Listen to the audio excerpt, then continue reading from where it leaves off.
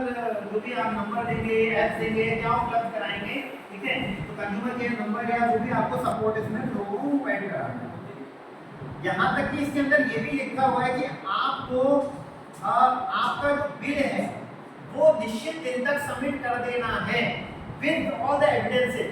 ये कचरे के वेट की चीजें रही, ये जो भी आपको बिल प्रोवाइड कराना था, bill with all the evidence, मतलब कि हमने सैलरी पे कर दी है या अकाउंट स्टेटमेंट दे दिया, ये पे चालान भर दिया, अकाउंट स्टेटमेंट दिया, एवरीथिंग आपको ड्यू डेट से पहले सबमिट करनी है। अदरवाइज बिल नहीं सबमिट करने की भी आपकी पेनल्टी प्रोविजन है। इसमें हमने ये भी लिखा हुआ है कि municipality might delay in payment due to an number of reasons. कोई भी रीजन हो सकते हैं, हो सकता है ईओ का पद खाली हो जाए, हो सकता है कि म्युनिसिपैलिटी में अगले 2 महीने में पैसा नहीं हो, ग्रांट आने में डिले हो जाए, म्युनिसिपल लेवल में जनरेट नहीं हो पाए, सरकारी पैसा है जाता का नहीं भी नहीं, मैं बदल जाऊंगा, सीट नहीं रहेगी, म्युनिसिपैलिटी रहेगी, पैसा मिल जाएगा। पर इसका मतलब ये नहीं कि आपके पास फाइनेंशियल रिसोर्सेज ही नहीं हो कि आप इस प्रोजेक्ट को सर्व कर पाओ कि साहब 1 महीना काम कर लिया, 10 दिन ऊपर हो गए, तनख्वाह दो, नहीं तो हम तो काम नहीं करेंगे। तो वो लेना देना नहीं है। आपके पास वायबिलिटी है, अफोर्ड कर सकते हो तो ही आप प्रोजेक्ट में बिड करें। हो सकता है आपको 6 महीने तक पेमेंट नहीं मिले, 6 महीने का इकट्ठा मिले, क्वाइट पॉसिबल। तो बी प्रिपेयर्ड। और आप यदि कहोगे साहब पेमेंट तो मिल नहीं रहा, बिल सबमिट करके क्या करेंगे, बिल बिल्कुल मतलब आपकी क्या है 1000 पर डे की क्या चल रही है, पेनल्टी चल रही है। ड्यू डेट तक दिया नहीं, मानो 7 तारीख तक देना था, आपने 9 तारीख को दिया, 2000 रुपये क्या लगती है आपकी, तो पेनल्टी लगती है। 30 दिन लेट दिया तो 30,000 रुपये पेनल्टी लगती है। तो बिल तो आपको with all payments and evidences submit करना ही है।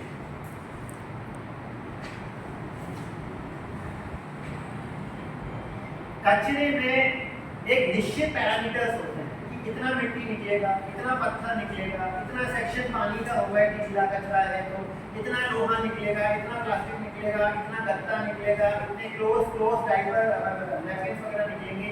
वो स्टैंडर्ड मेजरमेंट है, उसमें 10-15% वेरिएशन ही संभव है। मतलब आप बोलो सर हम तो क्या करेंगे, पत्थर जो गंदा पत्थर है या जो स्टोन डस्ट है वो सप्लाई करना चालू कर देंगे, तो वेट का पैसा स्टोन डस्ट का काम नहीं है, आप जो हमको सप्लाई करना चालू करें। मिट्टी नहीं चाहिए हमें, जो स्टैंडर्ड कंपोनेंट है वो पैसे ही मिलने चाहिए। उसमें कभी कभार 10-15% वेरिएशन हो गया तो कोई बात नहीं कि साहब बारिश गिर गई। अब आप बोलोगे साहब कि है ना अप्रैल में बारिश गिर गई और लगातार 1 महीने बारिश गिरती रही और कचरे का वेट 3 टन से 6 टन हो गया, तो वो एक्सेप्टेबल नहीं। ठीक है, आप लोग स्मार्ट हो, but same applies to the municipality also कि भाई जो कचरा है 8 टन का कोई अगर आप 25 टन सप्लाई करने लग जाओगे कचरा जयपुर से ला के तो उसका पेमेंट होने वाला नहीं। यदि आप सेग्रीगेशन नहीं करते हैं लेटर ऑन तो उसकी भी पेनल्टी प्रोविजन है, मैं उसका कोई भी टेंडर भी कोट अप करने वाला। यदि आप सेग्रीगेशन नहीं करेंगे at the end of the day तो 50% पेमेंट आपका सीधे डिडक्ट कर दिया जाएगा।